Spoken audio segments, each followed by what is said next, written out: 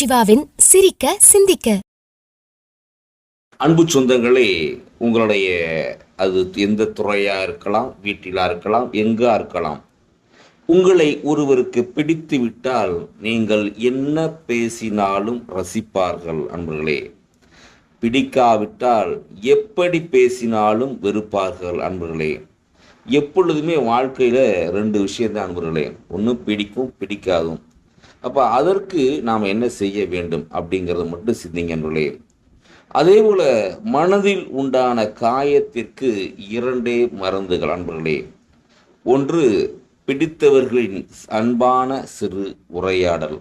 இரண்டு, மனதை வருடும் அருமையான மெல்லிசை பாட்டு. அன்பர்களே, வாழ்க்கையில் எப்பொழுதுமே நம்ம பிடித்தவரோட சின்ன ஒரு கலந்துரையாடல் பண்ணும்போது, அழகான பாட்டை கேட்கும்போது அருமையான மருந்தாக இருக்கும். நன்றி, வணக்கம்.